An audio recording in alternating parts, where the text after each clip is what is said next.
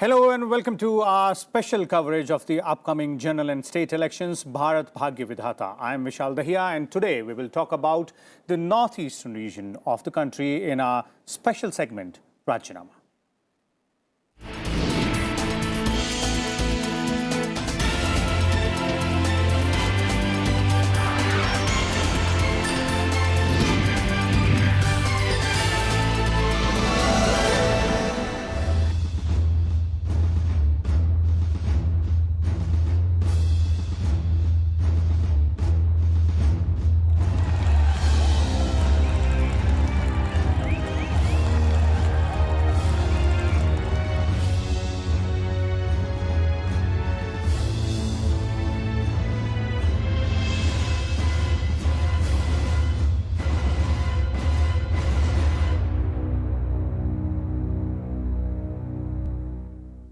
So, well, in the northeastern region, the BJP has made significant inroads here since 2014. The party currently has chief ministers in Assam, Arunachal Pradesh, Manipur and Tripura, while it is a part of the governments in Nagaland and Meghalaya. The Congress once held sway in the region, but currently it has no government in any of the 8 states. Before we plunge into talking about the politics of the region, let's take a look at the profile of the northeastern part of India. India's northeast is made up of 8 states: Assam, Arunachal Pradesh, Nagaland, Manipur, Mizoram, Tripura, Meghalaya and Sikkim. Covering an area of over 2.6 lakh square kilometers or almost 8% of the country's total area and a population of over 4.5 crores, India's northeast is a cradle of cultures and languages. The region also shares an international border of 5,182 kilometers with several neighboring countries. The region has a large tribal population with several major tribes being found here. In terms of the total population, 68.8% of the population of Arunachal Pradesh consists of tribals. The figure is 12.4% in Assam, 35.1% in Manipur, 86.1% in Meghalaya, over 94% in Mizoram, 86.5% in Nagaland, 33.8% in Sikkim and 31.8% in Tripura. In terms of politics, there are 25 Lok Sabha seats in the northeast region, 14 in Assam, 2 each in Tripura, Arunachal Pradesh, Manipur and Meghalaya, and 1 each in Sikkim, Mizoram and Nagaland. Except Assam, Manipur and Tripura, all other states will go to polls in a single phase on April 11th. Assam will have 2 more phases, while Tripura and Manipur will have 1 more. Arunachal Pradesh and Sikkim will also hold elections to their assembly on April 11th. There are 60 assembly seats in Arunachal and 32 in Sikkim. The BJP or its allies are in power in all these states except Sikkim, where the Sikkim Democratic Front will be looking at forming the government again. Okay, so let's, introduce you to our guests who are there with us in the studio today to talk about the entire northeastern region, beginning with Ms. JOYEETA Bhattacharjee. We have the senior fellow of ORF, and we also have with us Mr. PHUKAN, the deputy editor of The Hindu, and we have with us Mr. DEEPAK, another senior journalist who keeps a close watch on the developments in the northeastern region. But before we begin our discussion, let's take a look at the facts and figures of what has happened in the northeast politically and electorally in 2009 and 2014. And let's get these details from my colleague Tina Jha from our data center. Thank you, Vishal. Welcome to Rajya Sabha TV's Election Data Center. I'm Tina Jha. As Vishal pointed out, our focus today is on the 8 northeastern states that send a total of 25 representatives to the Lok Sabha. Let's take you through a state-wise analysis of how political parties fared in the northeastern region in the last 2 Lok Sabha elections. In 2009, the BJP won 4 of the 14 Lok Sabha seats in the state of Assam. The Congress emerged victorious on 7 seats, with the AIUDF, the AGP and the BPF claiming 1 seat each. In the state of Arunachal Pradesh, the Congress swept the state, winning both Lok Sabha seats. Similar results were seen in Manipur as well, with both Lok Sabha seats going to the Congress. In Meghalaya, which also has 2 Lok Sabha seats, one was won by the Congress, the other went to the NCP. Mizoram's lone parliamentary seat was won by the Congress party. NPF won the only Lok Sabha seat in Nagaland, while SDF won the single seat in Sikkim. In Tripura, a CPIM stronghold for decades, the party won both Lok Sabha seats in the state. 5 years later, in 2014, the picture had changed quite a lot in each of these 8 states in the Northeast. In the Lok Sabha elections in 2014, the BJP-led National Democratic Alliance won 11 of the 25 parliamentary seats in the northeastern states.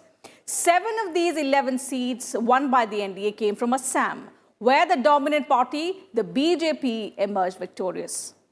The Congress and the AIUDF won 3 seats each in Assam, while lone remaining seat went in the kitty of others. In the state of Arunachal Pradesh, the BJP wrested 1 seat from the Congress in 2014. Minister of State for Home Affairs Kiran Rijiju won the Arunachal West seat, while Congress's Ninong Ering emerged victorious on the Arunachal East seat. In Manipur, the Grand Old Party continued to hold fort and retained both Lok Sabha seats from 2009. In Meghalaya as well, the Congress retained 1 Lok Sabha seat, while the other seat was won by the NPP. The lone parliamentary seat in Mizoram was won by the Congress. While in Nagaland, Sikkim as well as Tripura, there was no change in the party's representation in Lok Sabha. The NPF, the SDF and the CPIM won the parliamentary seats in their respective states.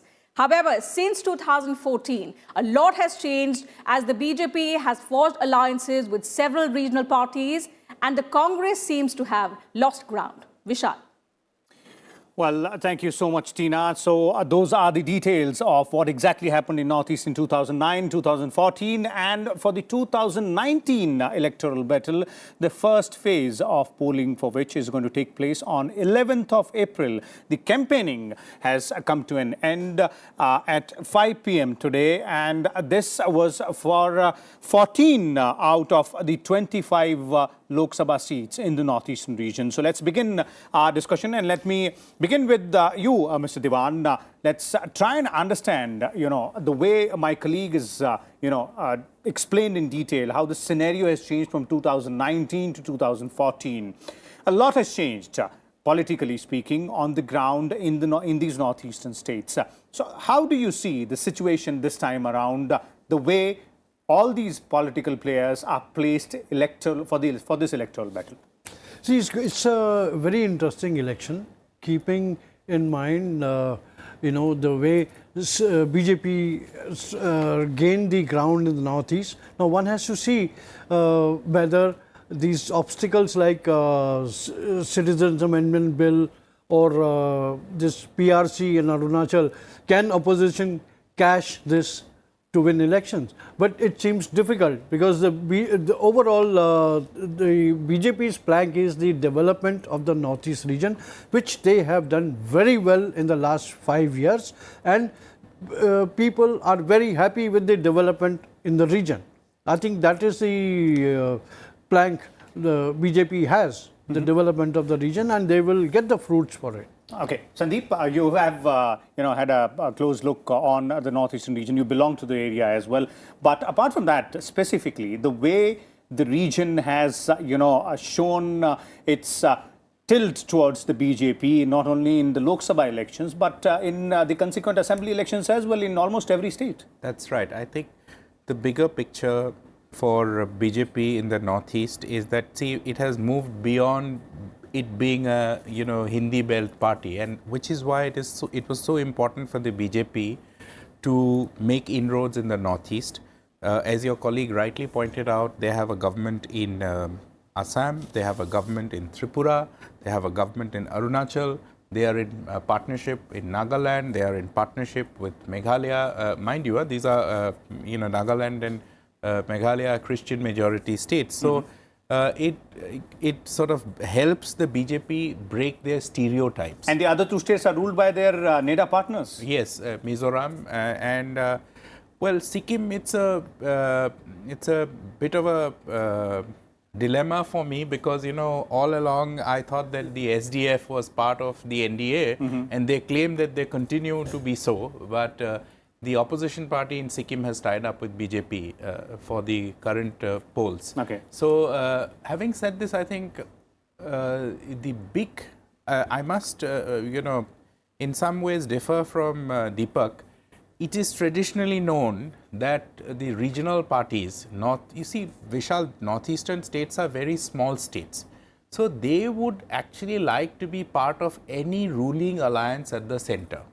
So whether it is Nagaland or Mizoram or Sikkim, as I said, that, you know, they would like to be part of NDA. I mean, they were also, many of these parties were also part of, they were part of UPA, when UPA was in power for 10 long years. So, you know, the idea being, the philosophy being that if we have a friendly government at the center, then the funds come to us easily, and you know, we may not have big clout in terms of MPs, because, you know, individually these, Nagaland has 1 MP, Meghalaya has 2, Arunachal has 2, so Tripura has 2. So these are the Assam has the largest number of MPs with 14 MPs. It's going to be a very interesting battle, I would say, in 2 states, that is Assam and Tripura. Okay. Tripura simply because Tripura, now there is a BJP ruled, I mean, it's a BJP ruled state, and they stormed to power from being nothing to actually, you know, completely demolishing the left. So one has to see how does the left, you know, can they score anything at all? Last time they had 2 MPs. Okay. This time they will face really tough challenge. And in Assam, because last time BJP won 7, half of those 14 seats without an alliance. This time they have an alliance with the AGP and the BPF. So will this alliance help them to actually improve their score of 7 and take it to somewhere around 10? And on the other hand, of course, Congress, though they say that they have no alliance with Mr. Ajmal's party, but they have a tactical alliance. Okay, we'll you know, look at Assam in detail also. But before that, JOYEETA, I would like to bring on the Tripura part, you know, and the way Sandeep has pointed out, that's right as well. Tripura assembly elections was sort of a watershed moment in the history of Northeastern region's electoral politics, you know, a state which had seen the left parties entrenched there and BJP routing them out of the power. This time around, how do you see things happening there in the, you know, remotest part? Definitely. I think, as Sandeep has rightly pointed out, that in overall Northeast scenario, the 2 states that we really have to watch is Assam and Tripura. And Tripura, we have 2 seats, East Tripura and West Tripura. Normally, it has been a strong hold of the left parties, and they were purely very popular political leaders, and they were the strong men, and the performance of their, especially Mr. Chaudhary, had a very, very positive role in the party. But this time it's very interesting. Right now we are seeing, especially in the Tripura East, it is going to be a triangular fight. And other than the CPM candidate, we have rather 2 from the indigenous community also. So how it is going to evolve, we really have to watch. But definitely it is also going to say what is also the future prospect of BJP in the state. This is something we have to follow, and how much, despite BJP's thumping majority, whether the left still has some hope or not in that state, we have to watch closely. Okay, we'll you know, look at the details of Assam as well. But before that, I'd like to bring you Mr. Dewan here, and very interesting contest that's happening is you know, Mukul Sangma versus Agatha Sangma. You know, that's considered to be a very, very key contest in the Northeastern region. So how do you see at that and the other seat as well there in the state of Meghalaya? See, if you look at the Tura constituency, it was initially being, you know, Mr. Purno Sangma, late Purno Sangma had been winning that constituency for years, for many terms. After his demise, his son Conrad won that. And in that contest, Conrad Sangma defeated Mukul Sangma's wife in that contest. And he won with a great margin. And now, because he went into the state politics, So that the election is taking place again. Okay. Agatha had also been elected from the same constituency once as a member of Lok Sabha, and she was on NCP ticket, if you remember. And she was part of the cabinet union ministry in Delhi that Okay. time also. Yeah. She was the minister for, I think, I don't remember. For quite a significant time, and she was the junior, youngest Yes, minister yes, in yes. the UPA government out there. But Sandeep, your comments on that, Tura constituency, the key constituency. Tura has been traditionally a seat of Purno Sangma. It's their family stronghold. It's going to be an interesting battle, really, because as Deepak rightly pointed out, Conrad, who is now the Meghalaya Chief Minister, had won successfully. Before that, Agatha, in fact, Agatha had represented when Mr. Sangma, he contested and won in 2014. But before that, in 2009, it was Agatha who had contested and successfully won. So the Sangma family has a history of winning that seat. Okay. But Mukul Sangma is going to be a tough challenger. Okay. So it is going to be an interesting battle because it is in the Garo Hills and that's another tribe. So they will different from Khasi and Jaintia. So they will have a tough contest. Whoever wins, but okay. Mukul Sangma is most certainly going to offer a tough fight to Agatha out there. So let's. There's a BJP candidate also contesting from Tura constituency. Her name is Nickman Gary Momin from BJP ticket. Okay. It's a three-corner contest. So it's a three-cornered contest, and it is going to be an interesting fight there as well. So let me go back to my colleague Tina for some more details on the scenario in Assam, Tina, as far as the previous assembly elections were concerned. See, Vishal, when we talk about changing political scenario in the Northeast region, particularly in Assam, and, the BJP making inroads in the region, we have to understand that the state of Assam contributed significantly in the rise of the party in the region. From just 4 seats and second place in the 2009 Lok Sabha elections, the party grabbed 7 seats and moved to the top spot in the state with a remarkable rise in its vote share. 10 years ago, in 2009, the BJP's vote share was at 16.2%, while the Congress party got 34.9% of the votes. The AIUDF got about 16%, while the AGP and the BPF's vote share was 14.6% and 5.4% respectively. While in 2014, in the next general elections, the BJP's popularity increased and the party doubled its vote share from 2009. In 2014, the Saffron Party got 36.9% of the votes in Assam, followed by the Congress Party with nearly 30% and the AIUDF with 15% votes. The remaining 9% votes went in favor of independence. Besides, the BJP's rise got a big stamp of approval from the state in the 2016 assembly elections. The BJP won 60 of the 126 seats in the state assembly. The Congress was in the second place, far behind with 26 seats. The AGP got 14, the AIUDF 13, and the BPF got 12. As far as the vote share is concerned, in the state assembly elections, the Congress party got a slightly bigger share of pie in the assembly polls. The BJP's vote share stood at almost 30%, while the Congress's was at a little over 31%, Vishal. Okay.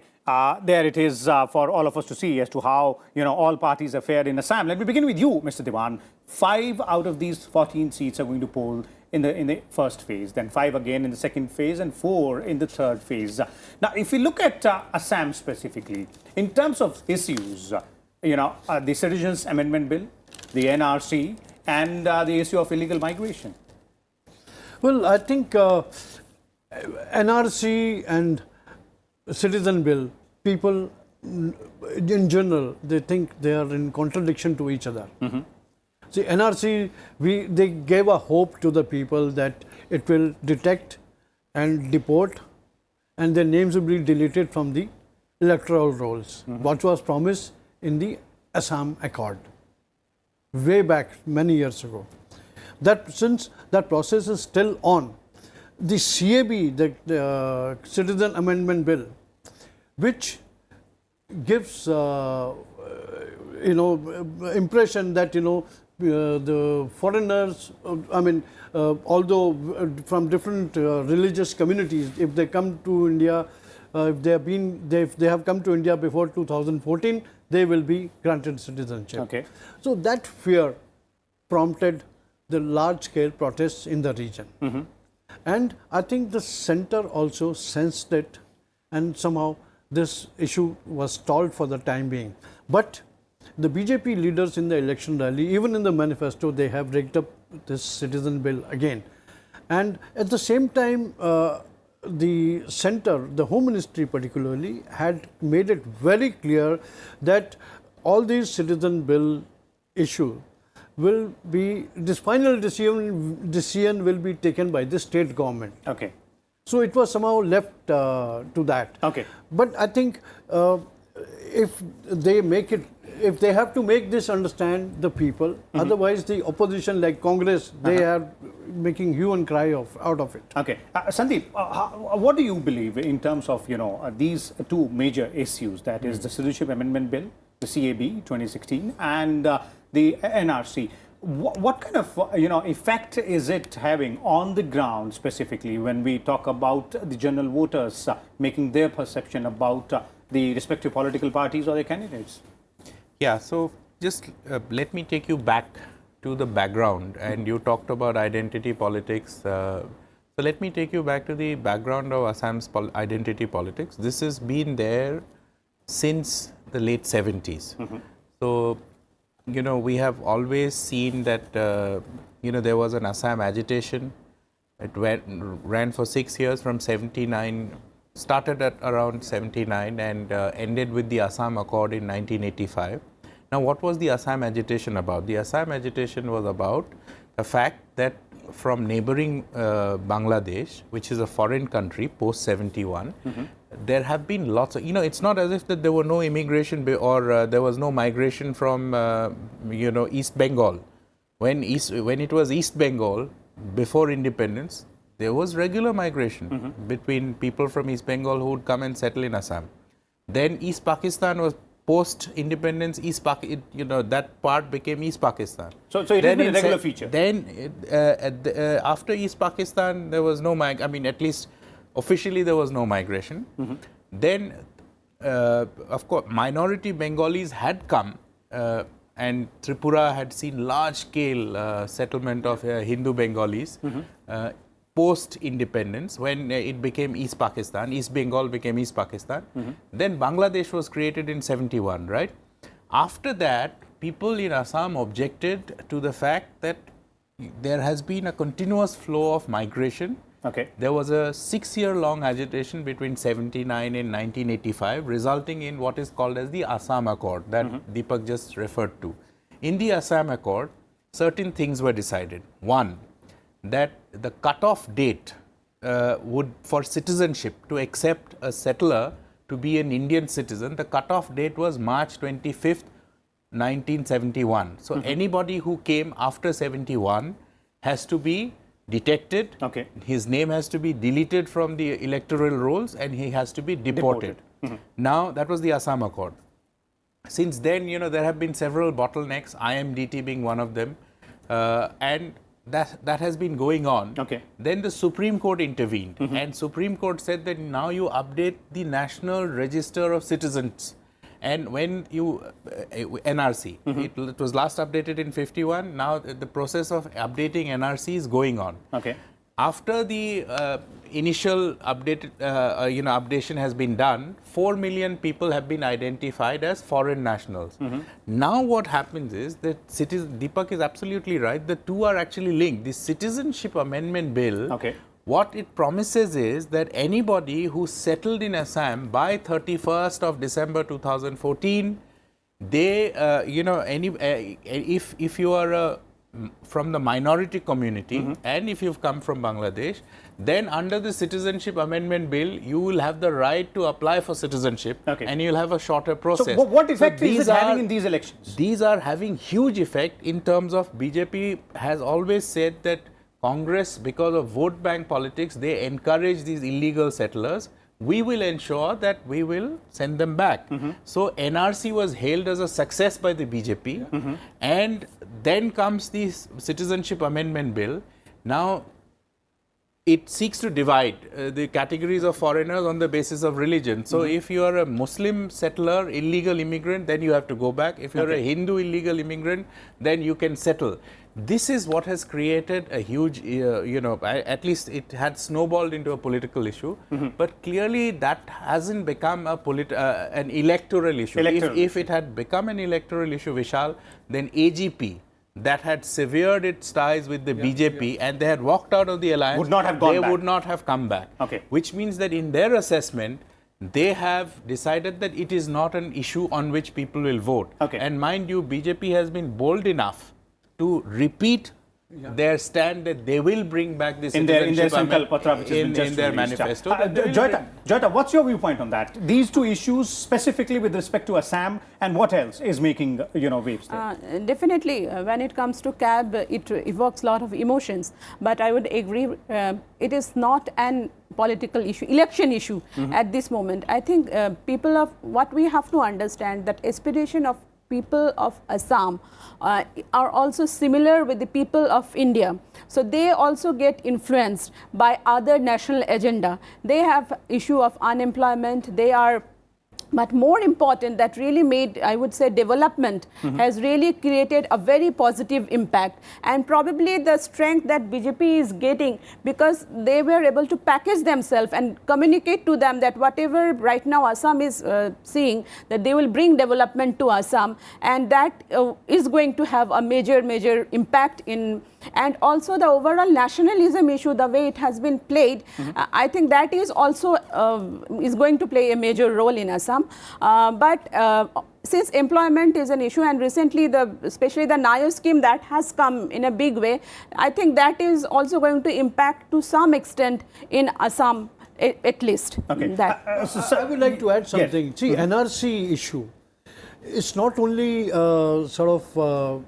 NRC is in great demand in the entire region. See, Nagaland wants NRC to be implemented there. Tripura wants implementation of NRC. Meghalaya wants NRC, because this infiltration is not only in Assam, it has affected the other neighboring states also. Illegal immigration is a common problem out there in India. So they all want NRC should be done in other states. In fact, the BJP Sankalp Patra also talks about doing NRC in all over. In other states all over the country as well. Yes, Jyoti. I just want to add that, if you see the BJP's thing, they are also trying to come up with smart solution to the illegal migration. The most innovative was the way they talked about the border control issue by bringing in smart fencing. That I thought that really, other than really talking about this NRC and issue, they are also thinking, bringing in technology, bringing in modern solution, which people of Assam, like border management has been a major issue for the people of Assam.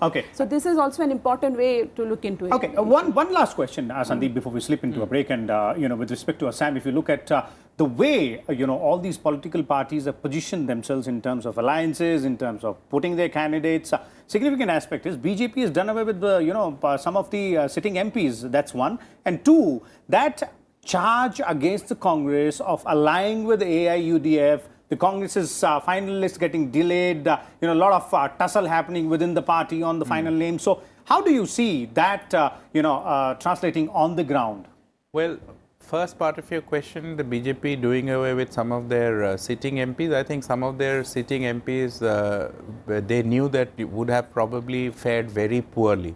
For example, Jorhat is one Lok Sabha constituency where the current MP Kamakhya Tasa was not at all popular.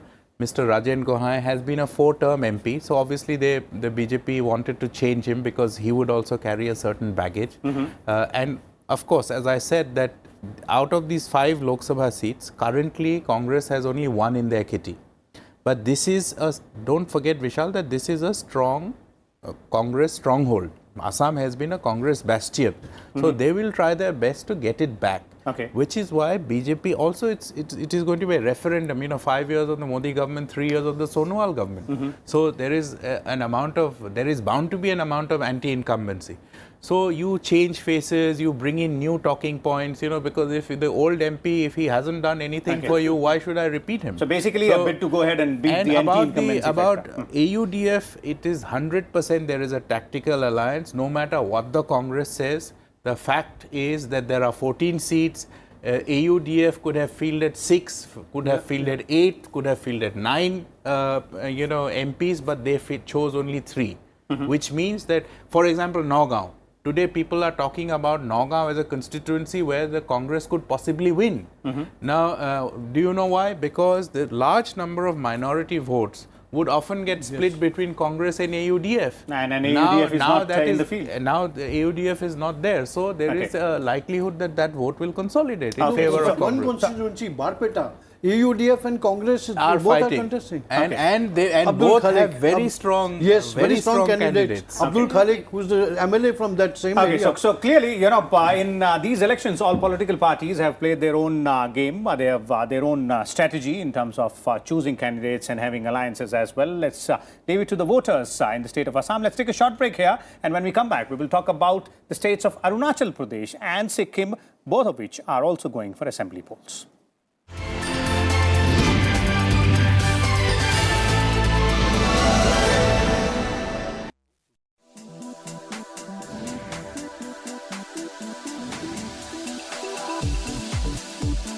EVM यानी electronic voting machine.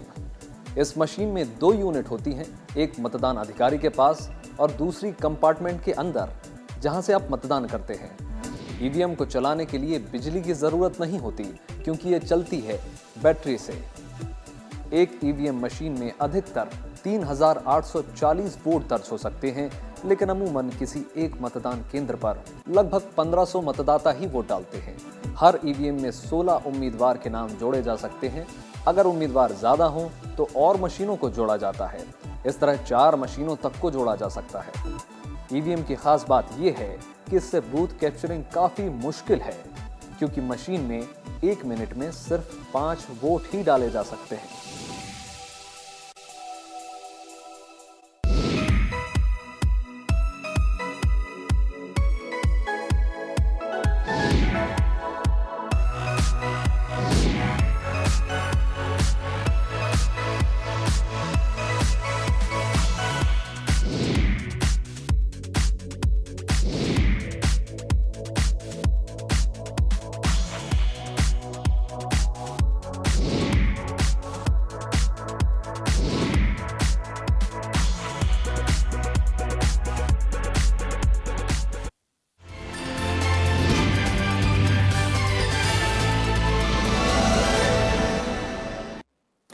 Welcome back. So let's now talk about the state of Arunachal Pradesh, which has 2 Lok Sabha seats and 60 assembly segments. And all of them are going to polls in the first phase. So let's now listen to my colleague Tina Jha about the facts and figures in the state of Arunachal Pradesh. Tina? If you may recall, Vishal, the politics of Arunachal Pradesh has seen some very interesting twists and turns in recent years. The Congress party held sway in the state for decades, but in 2016, the situation completely changed. This was when the majority of 42 MLAs of the Congress party joined the People's Party of Arunachal Pradesh, which was an alliance partner of the NDA and part of the Northeast Democratic Alliance, before switching over to the BJP in what is being called, in fact, it was called then a high political drama in the way these MLAs switched to the BJP. Now, following that switch, the BJP came into power in a state that had until then been a stronghold of the Congress. In order to understand the power that the Congress party wielded in Arunachal Pradesh, let's look at the numbers of the last 2 assembly polls in the state. In 2009, of the 60 assembly seats in Arunachal Pradesh, the Congress party won 42. 3 seats went to the BJP, while 4 to the PPA. Among the rest of the 11 seats, 5 each went to the NCP and the AITC. 5 years later, in 2014, the situation remained almost unchanged, with the Congress again winning 42 of the 60 seats. But the biggest gainer this time was the BJP, which jumped from just 3 seats to 11 seats. This time, in 2014, 5 seats went to the PPA and 2 to independents. Now, these were the party positions in terms of seats. When we look at the vote share, this jump for the BJP was visible there as well. In 2009, the Congress got 50% of the vote share, while the BJP got just 5.2%. with the PPA and the other parties taking the rest of the votes. But in 2014, the BJP gained massive ground in Arunachal Pradesh. The Congress party's vote share stayed more or less the same, but the BJP's vote share jumped from a meager 5.2% to more than 31%. Now the BJP is in power in the state, and it will be interesting to see how the composition of the next assembly takes place. Over to you, Vishal. Well, thank you, Tina. So there we see, the way state has electorally behaved, the voters specifically in Arunachal Pradesh. And we look at, let me begin with you, Sandeep, out there. The Arunachal Pradesh, the state of Arunachal Pradesh has also been a Congress stronghold traditionally. And even if you look at the assembly results or even the Lok Sabha results, in fact, the Arunachal East seat has been with the Congress for, consecutive 10, 11 times. So specifically, if you look at the change this time around, and one of the change this time around is that Congress is contesting as an opposition for after almost, say, 3 decades or so in the state. So how do you see things happening on the ground now? Yeah, so past few years, we've seen what I call as revolving door politics in Arunachal. So before you realize which party is in power, the MLAs continue to be the same. In fact, if I'm not mistaken, your colleague just showed the figures of 2014, where she mentioned 42 MLAs for Congress, but then almost all of them in bulk shifted to the BJP. All via of them. PPA. All of them went. They just merged with. They went and became PPA, and then they became BJP. So Mr. Pema Khandu holds the distinction of being a Congress chief minister and a BJP chief minister without having, without resigning or having won another election. In the same term, he was a Congress chief minister and he was a BJP. Now he is a BJP chief minister, and it's not new. If you recall, Gegong Apang, who was one of the tallest leaders, had he's been the stalwart for Congress party and one of the longest serving chief ministers. But you recall that he had overnight formed Arunachal Congress and joined Vajpayee government. His son Omak was a minister in the union government. But this revolving door politics which you're talking about, Sandeep, how is this being viewed by the voters on the ground there in the state? Well, it'll be interesting to see how they eventually vote. I would say that Congress is facing a huge challenge because, it is not easy, Vishal, to develop overnight to develop a leadership. When all your leaders go and join another party and completely sever ties, it takes time to develop a leader from the block level to a constituency level and then to the parliamentary level. So what is happening is that lock, stock and barrel, the entire party has gone and joined the BJP. So it is going to be, in terms of fighting the Lok Sabha elections, it's going to be easy because you still have Takam Sanjay, you still have Nabam Tuki, so they are all previous chief ministers, MPs. But what happens to the assembly? That is where, finding 60 candidates is going to be tough. I tell you that in Nagaland, Congress could not find more than 20 MLA candidates. In Nagaland, again, erstwhile Congress stronghold, the party could not manage to find candidates. So it's going to be an uphill task for the Congress when it comes to assembly. Yes, yes. Deepak? What Sandeep is saying is absolutely right. See, if you look at, I'll give you one example of Nagaland. There are 8 MLAs plus office bearers. They all just walked into NPF in 2015. With the result, there was no MLA, not even office bearer to run the party office. So right from the scratch, they have started looking for people. Now, the leaders are not, you can't pick up a common man and make him leader, unless that person has a charisma.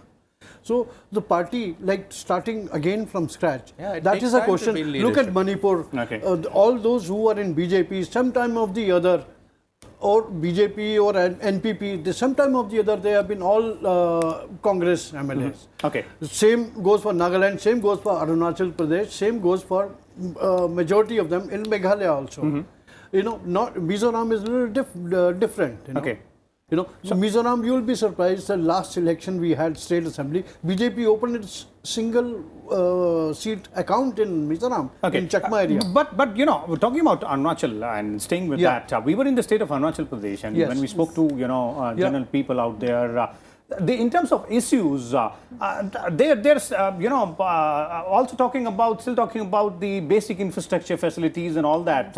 And the buck finally and interestingly stops with the Congress only because they were in the power for quite long. BJP has been in power there only for 2 years. That's what the arguments and counter argument from both the parties are. Yes, definitely. If you see, like since the state was created in 1987, Congress has been there for most of the time. So BJP is very new to this government. So I think that they have a better opportunity, and at least they can back that this is happening. So you talk to Congress, this is our thing. So that way, BJP is in a much stronger position. But having said so, I would say also the identity politics is going to play a role in the coming. That's what I was coming to, Joyeeta, and it's nice you brought it into the PRC issue. Absolutely, absolutely. The way we can see almost a couple of months back, the way it emerged and the kind of violence we have seen, and the state government were almost at the they were nothing to do in a situation. So this is an issue which is going to come. And secondly, the BJP has come up with this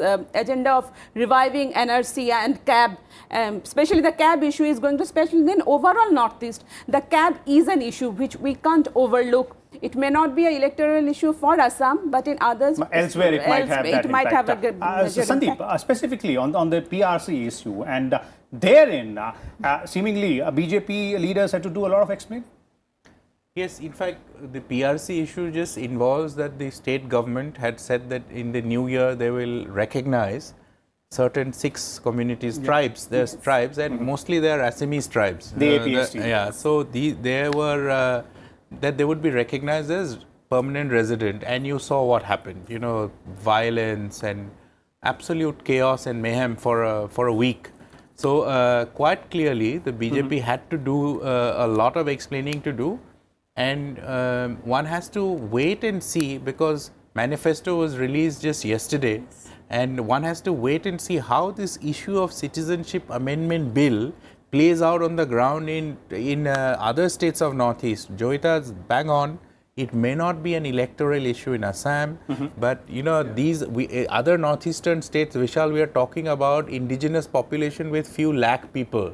So you know, this idea that because citizenship amendment bill somehow conveys this fear, it creates this fear in the mind of northeastern people that non-tribals will come and swamp us and will take over, and that creates to leads to all this kind of.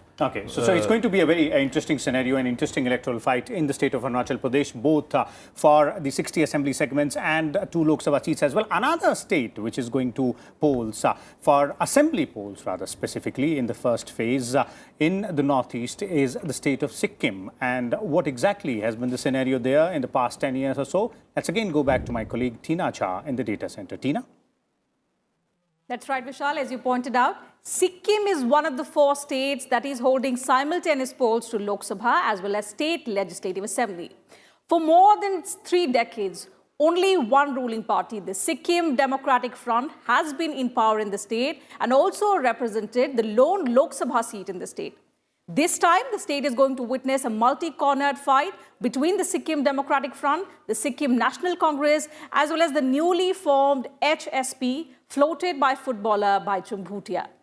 Now, whether the SDF continues its dominance over Sikkim, or will the other 2 parties bring about a change in the tiny state's political scenario, that is something we'll have to watch out for. But at the moment, let's take a look at how these parties performed in 2009 as well as 2014 assembly elections.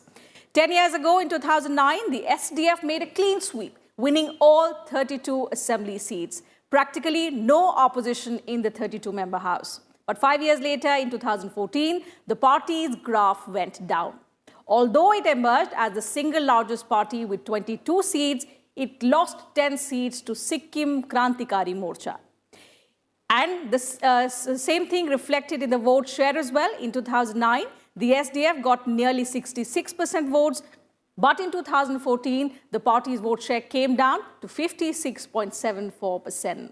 The SKM got 42.07% votes, while the Congress and the BJP got 1.42% and 0.71% votes, respectively. Now, this time, the SKM has forged an alliance with the BJP to contest both the Assembly as well as Lok Sabha elections in the state, which will be held simultaneously on 11th April. Vishal. Okay, thank you so much, Tina, out there for bringing us that detail. Again, back to you, Sandeep, and beginning with you. This is a state wherein it's all about the regional party, the regional outfits.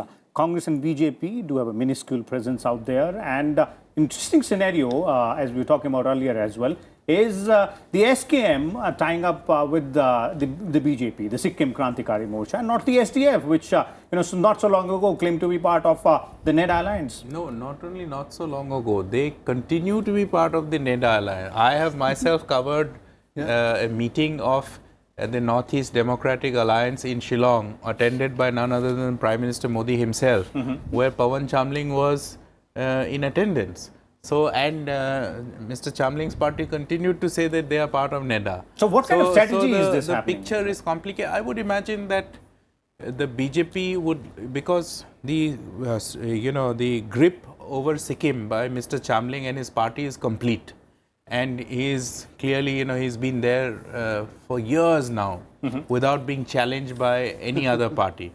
That is why he is clearly the dominant partner. So BJP, as the statistics showed, that BJP and Congress are both marginal players and regional players are the big brothers here. So BJP would like to work with a big brother who that in itself is trying to establish itself. So trying to find its feet in the state. So Sikkim Kranti Morcha is the opposition. They would be more than willing to part with more seats for to the BJP for the assembly polls. Because remember, it's not just about one Lok Sabha seat, it's about the assembly seats. Also. It's about increasing your footprints. And that is why the BJP would want to go with a player who is not so powerful or strong like Mr. Chamling's party. Pragmatic electoral approach by the BJP. And then, of course, the contest becomes triangular because Baichung has come into the play, Hamar Sikkim party. That's what I was coming to. And Deepak, if you look at the new entrant, that is, the footballer Baichung Bhutia's party, how much of impact has it made on the ground in terms of making his presence felt and challenging SDF's Pawan Chamling, who is on the way to a sixth record term if voted back to power? See, if you look at Sikkim's politics, if you look at last 30 years or 40 years, the Chief Minister most of the time have been Nepalese based or non-tribal. Who are the tribals there? The original Sikkimis are Limbus, Bhutia, Lepchas, and the other names are there. So that's why Baichung Bhutia, himself being Bhutia, he is trying to give a platform to the tribal and indigenous people of Sikkim. That's how it is emerging. Let's see how it happens. I'm coming back to your question, BJP trying its luck in Sikkim. See, I think they're trying to provide an alternative. They did it in Tripura. Along with the regional party there. Like in Tripura, they did it with the IPFT and they were successful. Because in Congress has failed in the last 25 years even to challenge SDF. So with no alternative, I think the BJP and along with this local party SKM, they are trying to give a project themselves as an alternative to SDF. Okay. JOYEETA, your views on that, specifically, Bhutia's entry there and, this fact that the regional parties are the big brothers. And definitely when it comes to Sikkim, we always seen that there is the regional party who is playing the major role there. And Mr. Pawan Kumar Chamling, despite having fifth and now he's entering to the sixth term, his popularity is extremely high. A recent poll said that almost he enjoys 44% of the popular support. So his chances are very high. Again, coming to the, so that way how much Baichung Bhutia, of course he has his, as a footballer, he has his popularity. How can he take his personal charisma and can fight back this extremely veteran politician. It's something we really have to watch very closely. Okay. And coming to the BJP's politics, I would say the Sikkim politics is BJP is following it everywhere. So wherever comes to Northeast, we really have to watch BJP's alliances. So not only in Sikkim, in other places also, how they are able to work out with the alliances is going to have a major impact in this election and in the future of politics of BJP. Okay. Let's now talk about 4 more seats in the northeastern region, spread across 3 states, and 2 in Manipur held by the Congress, 1 in Nagaland held by NDPP, and 1 in Mizoram held by Congress again. So again, starting with you, Sandeep, these states are also, the ones which are considered to be a Congress stronghold. Way back, the Congress still won 3 out of the 4 seats here, NDPP being, the regional player in Nagaland. But let's not forget that the BJP does have, quite strong alliance partners in these states as well, which are part of the NEDA alliance. NDPP itself is an alliance partner NDPP is nothing but the Zeliang faction of NPF. So, and now they have become part of that NDA and NEDA. So they are strong there. There is lone seat. In Manipur, it's going to be interesting to see how it fares, because now, in Manipur, you have a state government run by the BJP. It's a BJP ruled state. So you have both the Congress, both the MPs are Congress, but is the Congress still as powerful as it used to be? As I keep saying, that in all these northeastern states, the ruling party really also has the wherewithal in terms of both organizational power, strength, resources, and it will be interesting to see how they fare. But also I must add here, one must admit that BJP takes Northeast very seriously compared to what the Congress does, and Congress takes it for granted. Okay. They always felt that Northeast kahin nahi ja raha hai. It's our, it is like our bastion. Okay. But they are sadly mistaken. BJP's slogan was Congress Mukt Bharat. I don't know whether that they could achieve in past 5 years, but they certainly achieved Congress Mukt Northeast. Okay, and then Mizoram, at least in terms of state governments. Okay, Mizoram.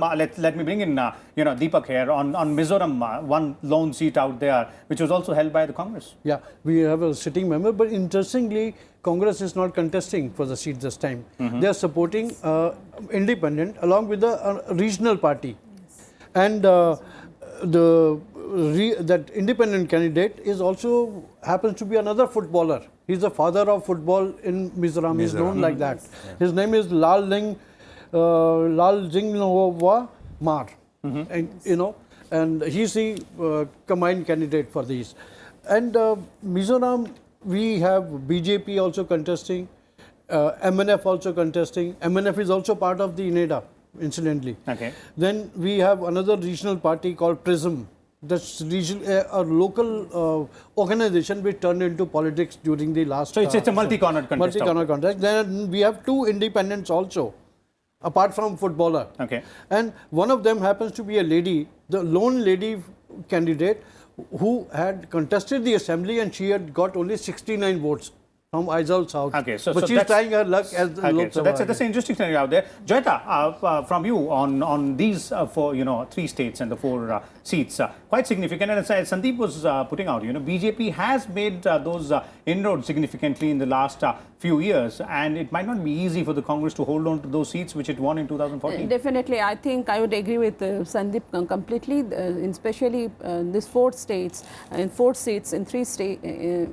The way everything has evolved, BJP is in power, and I would say that one of the strong that we have to give credit to BJP is that perception of that whole image that is necessary, because they never bothered, the Congress never bothered about Northeast, and people think that at least BJP is some way is thinking about them. So that is also helping, because end of the day, emotion and perception plays a major role in overall politics.